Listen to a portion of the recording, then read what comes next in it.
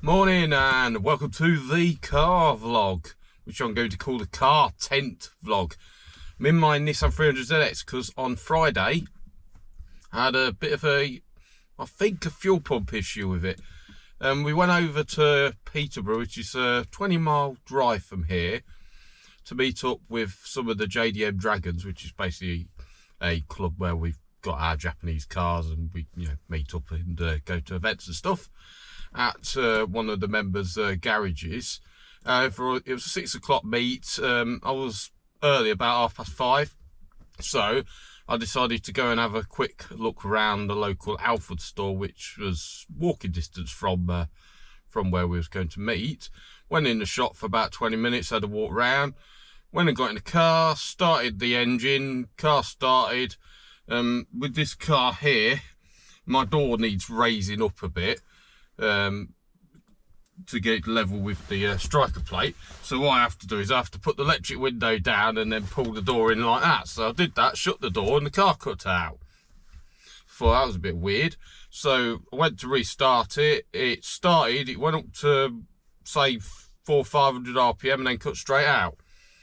So tried it again several times and it did that, and then tried it and it was turning over, but it was not starting at all. Basically like it had run out of petrol, but I hadn't run out of petrol according to the fuel gauge anyway, and according to the fact that I'd put at least 20-30 pounds worth of fuel in it, and I'd driven like 20 miles. So yeah, there was fuel in the car, but it was like it had ran out of fuel. It just kept turning over and over and over. So I concluded that I'd probably flooded the car. So what I did is I left the car for good half an hour or so, and then I tried to restart the car with full open throttle, which is apparently what you do when your car's flooded, and it was just doing the same thing. So I left it a little bit longer, tried again, same thing. So I had work in the morning with my DJ job, all day wedding, and I've got to be at the place for like 7:30 in the morning. So I was getting up like 6:30 in the morning, and by this time it's nearly 7 o'clock at night. And you can get a bus over Peterborough, but on a Friday night they're a bit slow, and it's probably 2-mile walk to the bus station, or there's obviously the option of a taxi. And I've concluded that I'm going to have to call out the RAC and try and get the car recovered. So I rang the RAC because I'll get RAC cover with my car insurance, and I explained the situation, and I says I think that, because the other thing is, when I noticed that it sounded like the fuel pump was not purging as well. So I basically said to him, I think that the fuel pump basically failed, because those who'd be getting any fuel, and it seems like the fuel pump's not purging, right? And I don't think the car's flooded because I've tried to clear it and I've left it a while. And they says, well, we can't just recover you. We've got to send out an initial mechanic first to see what's wrong with the car, see if they can get you going before we can then send out a recovery. And I said, well, that's fine. Oh yeah, the other thing with the RAC as well is you used to ring them up, right, and speak to a person. Well, basically what I did is I looked on there, got the phone number for the RAC, and when you ring the phone number, you press all the options to get to report a breakdown, and they text message you a link to go on the website to email them, and then they basically ring you, which is what happened then. So obviously they rang me, and I explained the situation and said I think fuel pump's failed, need recovery, and they says, well, we can't just recover you, you've got to come out and have a look at it first, see if we can get you going. So that's fine. Can't give you an ETA. Right, and then obviously they hung up, and then I got another text message saying that I could click this link to go and track my recovery. So I went on there, and it said that we estimate we're going to be at where you are at like 5 to midnight. I thought, well, fuck that. So I started walking towards the bus station, and I've been walking about 10 minutes towards the bus station. I get another text message with an update saying that they're going to be with me between 7 o'clock and 7:32, and it was basically about 3 minutes to 7. So I rushed back, got back to the car, And when I was on the way back to the car, I got rang by their third-party recovery company, ASP Recovery, who they were sending out. And obviously I explained all the issues and stuff, and he says, well, we'll be with you reasonably shortly, right? You know, and so I went back, sat in the car, waited a little while, about half an hour or so, and then I thought, well, don't know where they are, because then when you go on the app then for the RAC, it basically tells you that the third party's coming and they can't give you an ETA. So I rang the ASP Recovery back, and they said, oh, he should be with you within the next half an hour. He's on the way. So I decided, well, I'll wait. So I waited, and eventually, just before 9 o'clock, guy turned up from ASP Recovery, not with a recovery truck, came in, you know, in a van, you know, probably a small Ford Transit van or that kind of van. So obviously he's not going to recover me. And I explained it all, and he said, yeah, sounds like fuel pump's not purging. Anyway, he went took the fuel line off the fuel filter, which is inside the bonnet, and we turned the car, well, I turned the car over, and he observed, and he says, yeah, you're right, there's no fuel coming through at the fuel filter, so the fuel pump's not running. He says, I'm gonna have to ring the put a request through with the office now to send out a recovery truck, and obviously because of the type of car, Nissan 300ZX with a body kit on it and everything, we're gonna have to send a loader type truck, right? And I put the request in, but I don't know how long it's going to be. And I thought, we'll put the request in, and put the request in, and then I thought, well, I'm just going to ring a taxi and go home, because it was getting on. It was like, you know, probably 9:15, and then you got to get a taxi on a Friday night, and I've got like 20 miles to go in that taxi as well, and then I've got to be up early for work in the morning.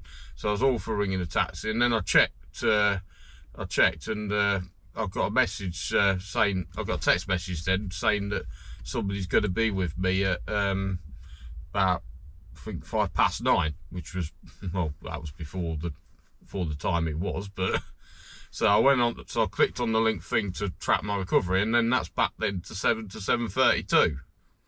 So I thought, I don't know whether they're coming or not. So I rang a taxi, got a taxi home, and cars parked up in the car park at the back of Alves in Peterborough, which is not a very good place to be. And I got work all day on the Saturday, so next time I can get back to the car is a Sunday. So I thought I'm going to have to go up there on the Sunday. I was thinking I was going to go on the bus, but turns out there isn't any. And then ring the RAC again. And so I broke down, same place, and need recovery. So anyway, I got home, and anyway, about just before midnight, I get a phone call from the recovery saying we can be with you in the next couple of hours. And I says, well, I've gone home now, right? Next time available Sunday. And they said, well, that's fine. Give us a ring on Sunday when you're in Peterborough, and we'll send somebody out. So that's what I did. Obviously, I went to work all day Saturday, and, you know, obviously stressed about it all day Saturday, whether somebody's going to damage the car or vandalise it or anything. And then got Sunday morning, I rang them sort of 8 o'clock in the morning, ASP Recovery, and I said, I can come over to Peterborough, you know, can you, this is a situation, can you still recover me? And they says, yes, but it'll be several hours. Right, we can ring you when we're on the way. And I says, well, I'm going to need an hour's notice, because that's fine. And then I thought, anyway, with this car, what you've got under the bonnet, you've got a 30 amp fuse, which is right down there, which is for the fuel pump. Well, I checked that fuse, and that fuse looks good, and also the guy from the IAC checked that fuse as well. So I concluded it wasn't that fuse. So then what you have down in the footwell, which is driver's footwell, which I think, well, I do have a suspicion about, because it seemed to cut out when I shut the door, which is kind of near there, and it could have been vibration. There's a relay there for the fuel pump, which the ignition switch operates that relay, which turns the fuel pump on. And then down in the sill, there's a big chunk of wiring loom, which obviously includes the wiring for the fuel pump, which runs into the quarter panel behind me, where there is an ECU which controls the speed of the fuel pump, and then it runs from that then into the boot, where the fuel pump's an in-tank pump, what you can access from inside the boot. You take it out from inside the boot.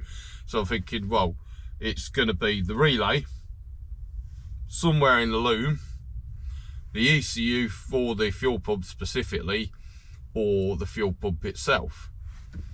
And apparently those ECUs for the fuel pump are prone to going, but apparently if they go, they fry themselves and then they are totally gone, but you can bypass them. Right, and obviously if the relay goes, then it's stuck in whatever position it's in. So if it's stuck in the off position, that's, you know, probably what's happened. And if the fuel pump goes, it's gone. So that was that. But anyway, I rang them on the, so I thought, well, while I'm in Peterborough, I did try to ring on the Saturday Nissan to try and get a relay, but basically their parts department don't open at the weekend. But I thought, well, on the Sunday I checked, Eurocar Parts in Peterborough are open. There's a place called Millfield Autos, which is a well-known motor factory in Peterborough.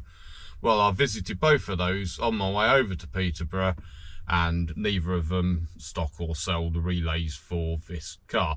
Although it's a standard Nissan relay and it probably goes in lots of different Nissans for various reasons. I can get it from Concept Z in America, but obviously I've got to get it here and I ain't going to get it on the day as I was going over. So obviously I went to those two places. As I was driving over to Peterborough, I got a phone call, because I drove over in my van, because the plan was if I go over in the van, I can meet the recovery truck there, load the car on the recovery truck and drive back alongside the recovery. So I got a phone call from the recovery company. Says he's on his way. He's coming from Newmarket. He's going to be just under an hour, right? And he says, "I'm coming in the low loader truck because apparently you require a low loader truck." And I says, "Well, yeah, because their car's a 300ZX. It's not lowered, but it's, you know, a low car, and it's got a fiberglass front bumper, which is quite, you know, long as well, right? And when you know, go up a ramp or whatever, that bumper may catch, which is why you need a low-loaded truck." And he says, "Oh, you've got a fiberglass bumper on it." Yeah, well, I probably won't be able to take that because, you know, it's modified and this, that, and the, right, but we'll see when we get there. And then he started going on about, well, I've recovered Ferraris on this truck and all that kind of whatever. So anyway, I got to Alfred's and parked the van up, walked round, and the car's there, and inspected it. Looks like nobody's damaged it, which was great. Right, so I got in the car and I thought, well, I'll just try it. It fucking starts. So I turn it off on a few times, starts. And I thought, smell a bit of fuel though. Right, and well, I mean, obviously there might have been a lot of fuel in it when I tried starting it if it was flooded, but I didn't think it was flooded because according to the RAC chap, there was no fuel at the fuel filter. But I thought I'd check his tighten the fuel filter back up. So anyway, I went and had a look at that, and they basically broken the Jubilee clip. So there was a little bit of fuel leakage on the hose going onto the fuel filter. So luckily, being in Alpha's car park, I was in the right place to buy a replacement Jubilee clip. So I fitted that and then checked it wasn't leaking, you know, cleaned up the mess with a rag that I just happened to have in the car. And by this time, the guy turns up in his truck.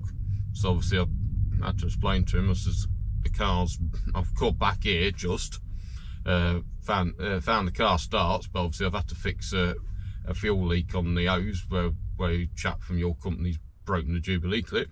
But the car's running now, and he's like, well, the car's running, we won't be able to take you. And I'm thinking, well, that's not too much of a problem, because what I could do is where we was going to meet with the JDM Dragons, which is a garage owned by one of the members. It's walking distance from where I am. I was thinking I could go and park the car there on East Forecourt because it's more secure, then drive my van home, and then either get somebody to bring me back or come back, this is on the Sunday, or come back on the Monday when the buses are running on the bus, and then walk up from the bus station up to the garage, collect the car, drive it home, assuming it starts, right? But if it doesn't, then have to call the RAC out again, and we're back to, you know, back to the beginning. So, but then he's saying, well, I'll probably still be able to take it, but he says I wouldn't take it because it's been modified. This car has been highly modified, and it's been lowered. And I'm saying it's not been lowered, it's on standard shocks. But he says, yeah, but you've got the bumper on it and you've got the side skirts on it. You know, if we catch this, we're not insured, this, that, and other, right? Yeah, I've told the office about this kind of thing. And I'm like, and I'm thinking to myself, well, to be honest, I only wanted it to go on the truck because needs must, and I couldn't get it to go anywhere. But obviously, if I could drive it, I'd rather drive it home, to be honest. But anyway, he rings his office, And his office says, well, actually, you can still take it, seems you're here. And I'm like, well, he come off the phone and I says, well, to be honest, I'm going to drive it round to somewhere, park it more secure, and I'm going to come back on the bus in the morning, I'm going to retrieve it. And he's like, well, if you break down, you'll have to ring the RSC again, and then you'll go to the back of the queue. And I'm like, well, that's fine. And he's saying, there's only 2 of us with these low loaders, and the one guy's from somewhere or another, and I'm from Newmarket, and I've had to come in on my day off because you wanted recovering on a Sunday. And I'm thinking, I didn't know that, and I didn't know the car was going to run, but, you know, shit happens. So anyway, I had to sign a waiver to say that they weren't taking me, this, that and other, and yeah, that was fine. And I accept that, you know, if they don't take me, then I'm on my own, so sign that.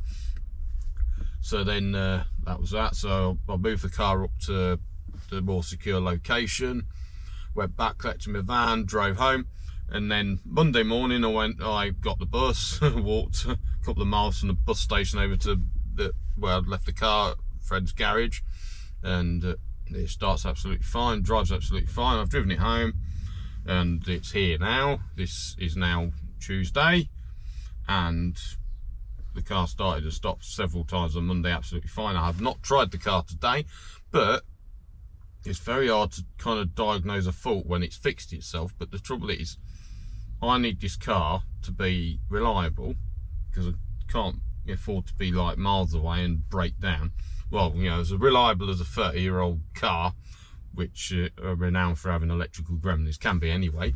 So what we're going to be doing today is basically going to take the kit panel out and the carpet away from the sill, and probably the rear quarter panel, and have a look in the boot. And basically we're going to start the car up and check all the earths and connections and wiggle the wires about and see if anything cuts out. And if it doesn't, then I've got to conclude that either the car was flooded, which the only reason I think it wasn't flooded was there was no fuel at the fuel filter, right, and the fuel pump sounded like it wasn't purging. But I have spoken to Luke at Z Centre, and he did say the fuel pump will only purge anyway if the car's like on a really cold start, like, you know, you go out first thing in the morning, right? If you've been driving the car, it's not going to purge because there's already going to be fuel at the fuel filter. Which, thinking about it, I've driven for 20 miles to Alfred's, and so there probably was fuel at the fuel filter, so that's probably why it wasn't purging. But then the fact that the fuel pump wasn't sending any more fuel to the fuel filter, obviously if it was flooded, I don't know whether because it was flooding the car wasn't starting, the ECU knew the car wasn't starting because of various sensors, and then it basically tells the fuel pump ECU, I don't need any fuel at the moment, don't run the fuel pump, or run the fuel pump really slow. I don't know if that's possible or not. So I mean, I'm thinking that's a possibility, or I'm thinking maybe there was fuel at the fuel filter and I've only taken the word of the guy from the RAC, because I was in the car with the ignition key and he was over there. So I mean, there's a possibility it was flooded, but I will never know. So all I could do is basically check that I can't recreate the problem again, and if I can't recreate the problem again, I've got to assume the car was either flooded, or the relay jammed and it's all right now, or the fuel pump jammed and it's all right now. So anyway, let's see if the car starts today, because I've not tried it today. So ignition on.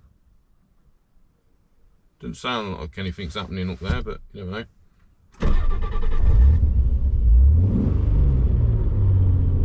Starts. So it's still fixed, and I don't know what it was. Anyway, let's get into the video and let's get some bits of trim and stuff off, and fiddle about with a few wires, have a look at the relay, have a look at the earths, and see if I can discover any issues. If I can't, just conclude that don't know. So first things first, lift the car in a little bit, got the hood up. All I want to just check is that there's no fuel leakage around here, because, well, this is the Jubilee bit that made it broke. And while I was in Alfred's car park, we've got some fuel in here. I have to quickly pull it off, pull that back, shove that one on and get it on there without too much fuel going everywhere and a little rag underneath. But yeah, that's not leaking at the moment, which is good. And I've driven 20 miles into Peterborough and it didn't leak, which is also good. So first things first, go leave the engine running, because obviously if we disturb anything and it cuts out, we'll know what we've done. First things first, behind this kick panel here, right here, there's a green, I believe, relay, which is the fuel pump relay, and basically that's on a sort of metal plate which bolts to here, and it's got a few earths and stuff caught to it. So I'm basically gonna take that off and have a look at that. Don't worry about these wires.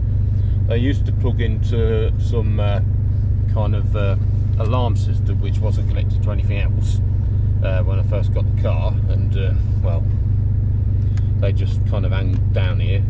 This brown wire goes up to this switch, that's for me fog light, which I have to wire in aftermarket, and it runs down here to the lights and back and stuff, so that's something to worry about. Yeah, we're going to take this panel off anyway, fiddle with anything that comes up from the ignition key, and take this panel off and fiddle with the plate thing that it's connected to, the relay is connected to, see if that's got any bad earth on it or any of the plugs going into it. Because obviously, thinking about it, when I shut the door, what you got in here, you got all the cables for the door, and they got to plug up here, which is probably intermingled with all these cables which go down to these.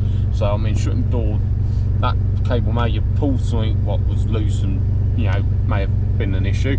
Or when I shut the door, slamming the door, banging against here or here, the vibration, which doesn't seem to be any issue there, may have caused something if there's a break in this loom, or something's loose here or not in properly, or against here as well, because in the fuel pump ECU, I believe down here in this bit, I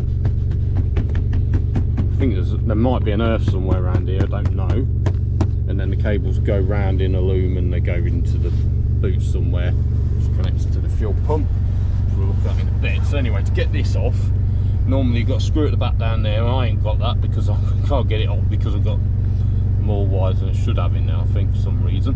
There's a screw what probably goes in there which isn't in there, and then it clips on underneath this. So basically we have to take this off and then see if it comes out. So let's do that. Yes, take this off. Got a few screws, one here, one not there because it's clips missing, one there, and a couple at that end as well. So we'll just take the screws out and put them somewhere safe, like in there. One out in there.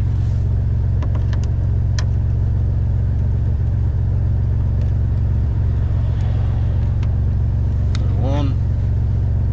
And the final screw out.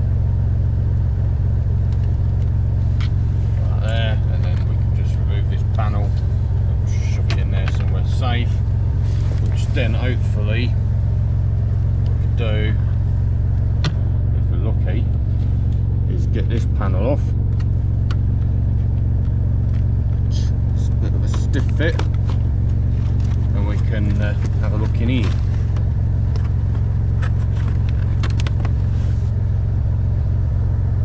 So yeah, what we've got in here, these cables here, they're to do with me fog lights, so don't worry about them. This here is the fuel pump relay, which yeah, doesn't seem to have any connections. We've got all these wires here which I don't know how to do, you know, connectors and stuff. Just move everything around, see if anything, you know, goes about, whatever. We've got all these earths up here, give them a wiggle. Seems to be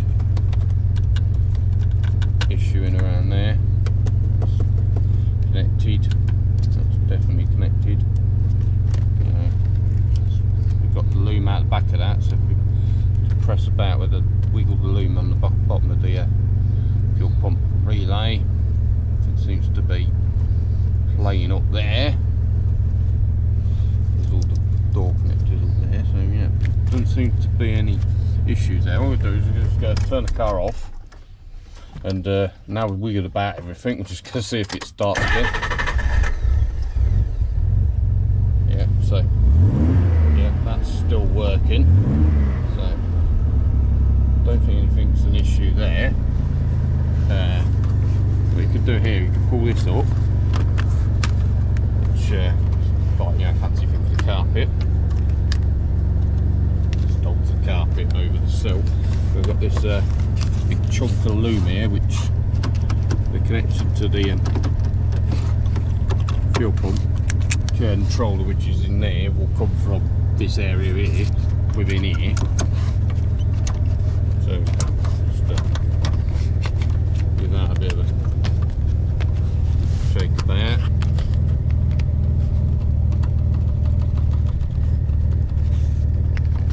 Yep, that's not seemed to give me any issues either.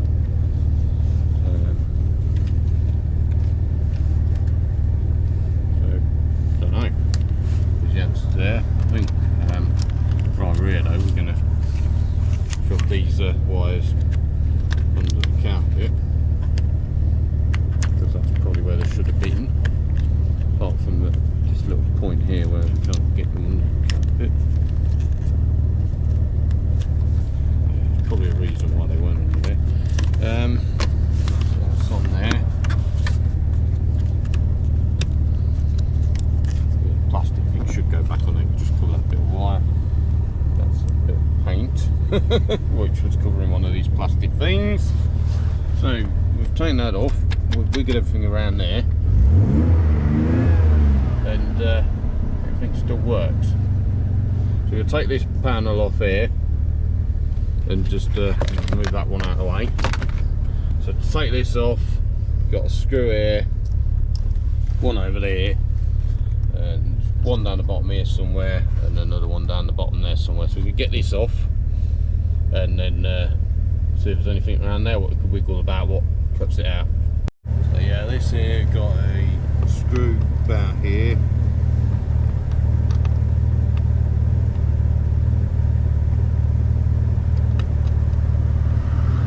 Which will come out. So there. Another one here.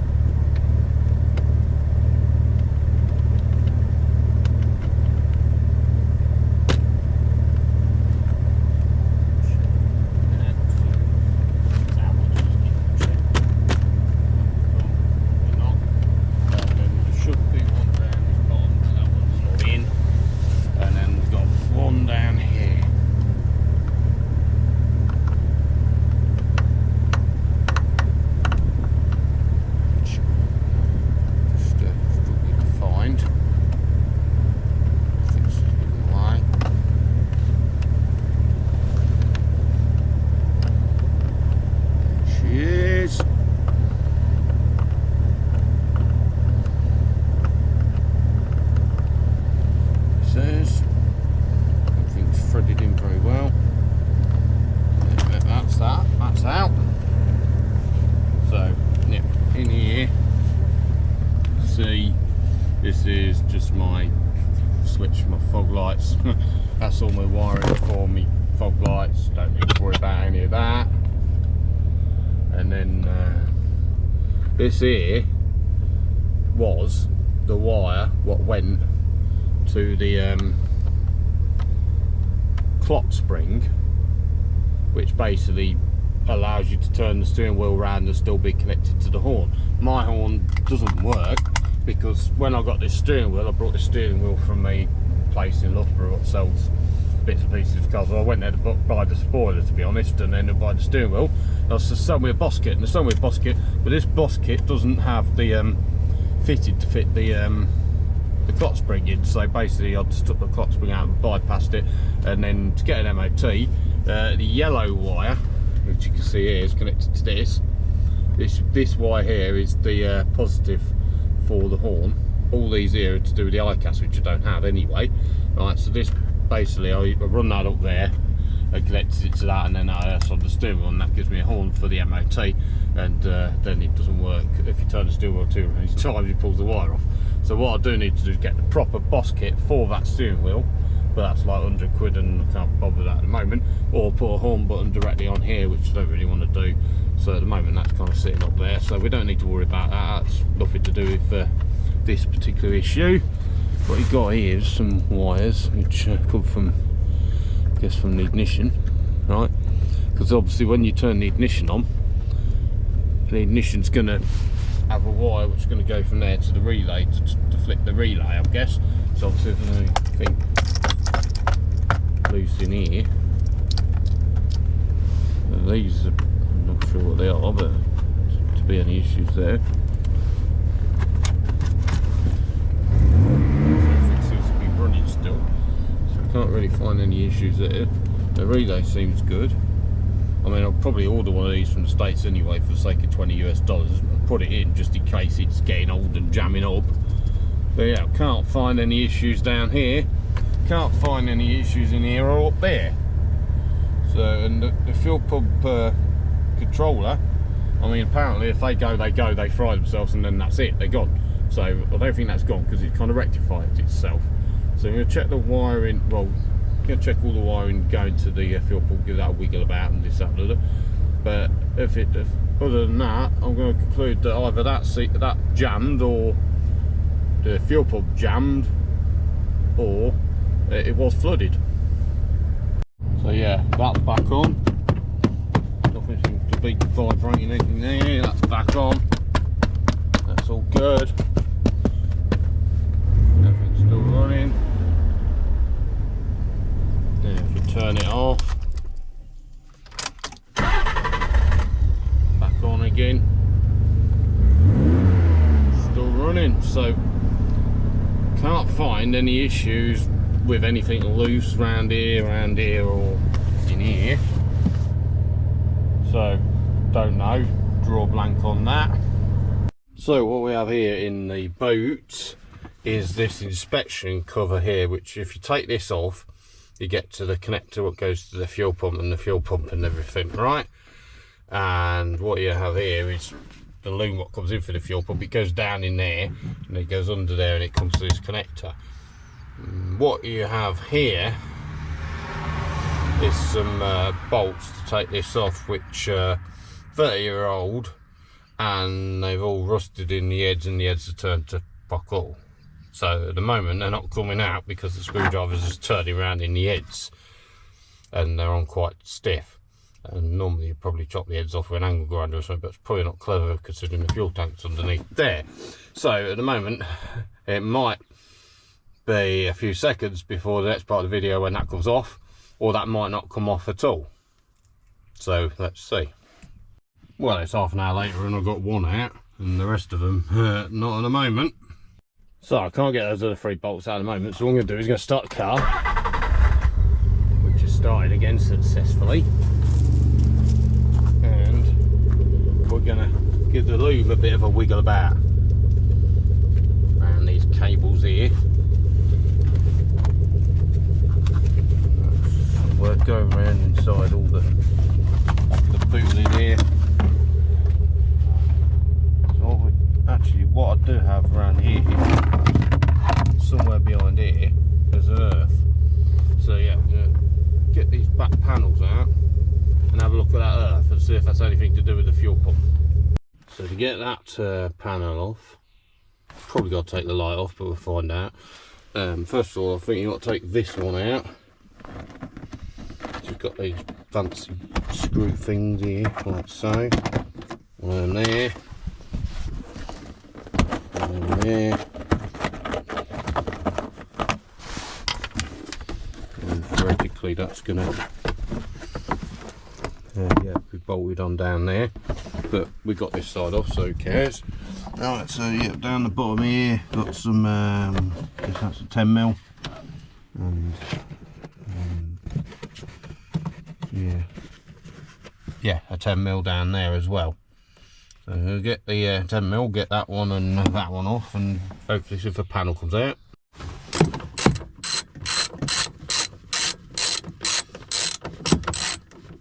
Yeah, so this is a 10mm with a very long thread. Although it's not turning one over.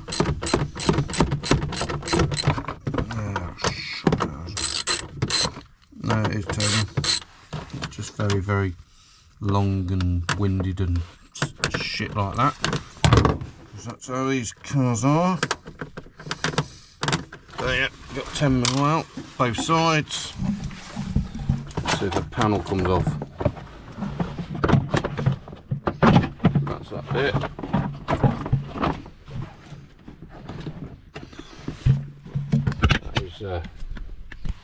that's coming off in a minute. Yeah, that's off.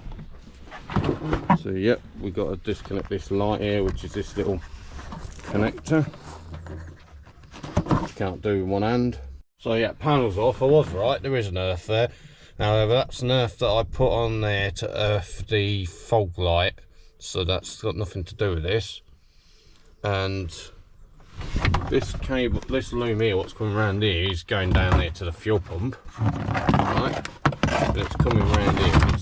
I'm assuming it's going. Well, I assumed that it came from over there, down that loom, right? Because I thought that the fuel pump ECU thing was in there, but there's stuff in that side and there's stuff in that side. But I imagine it's coming from over there, because this goes here and it appears to go up at the, probably over this strut tower here and probably down to there. So it's probably in there, coming from there, because there are looms what go round here. But these, which I thought were all for the lighting, the colours of these wires don't match up with the colours of these wires, so I don't think that's the fuel pump comes round the back here. I think it goes up there, and I did think, well, maybe this is it going in here, but then obviously that doesn't logically come out of over there. And then if you pull this up, you can see that's clear. It's something to do with the ABS module thing here, which is coming from over here. Why it goes down there, I have fucking no idea. But yeah, the fuel pump seems to be routed that way, so all that I took off for no reason. Well, I managed to get 3 of the bolts out with a bit of well, drilling and screwdrivering and pliering and all sorts of whatever. Right, but that one ain't coming out, but it allows me to sort of spin that round. So we've got access to the fuel pump. This is the connector which is going down to all these terminals here, so we're just going to wiggle them about, see if anything's a bit, you know, loose or whatever. Right, seems all right. That there is obviously, yeah, that there, if you wiggle that, that wiggles, so that's obviously going through to that. Right, that seems alright. The connector, I disconnected the connector and it actually looks quite clean inside, although this looks a bit shit. I mean, that needs cleaning up, but yeah, the fuel line's on. So, there doesn't seem to be any loose connections in here. Obviously, don't know about the actual fuel pump itself, but yeah, all the connections seem alright. Yeah, it's just a bit of surface rust because that's obviously covered that. Probably should clean that up at some point. It's better cover there. There's the screws that came out of it, so I put some different screws in there. So yeah, that seems alright, and everything that in seems alright. Well, I assume the ECU thing for the fuel pump is working because, well, if it failed, it fails. It doesn't come back to life. So I think the car must have been flooded, or the relay jammed, or the fuel pump jammed. I guess fuel pumps can jam, I don't know. So basically I'm drawing a blank and I'm just going to have to keep an eye on it. Anyway, we're going to leave this video here, but there's going to at some point be a part 2, because obviously get that out of the way, can undo these bolts here and the whole fuel pump hanger assembly thing will come out, and there will be cables what go from these points down here down to the actual fuel pump, so we're going to obviously check them. But before I take that out, I'm going to have to clean all this shit up so I don't drop it in the fuel tank. And also I will take off the panel in there and have a look at the fuel pump ECU and the wiring to it. But in order to do that, you have to take this off here.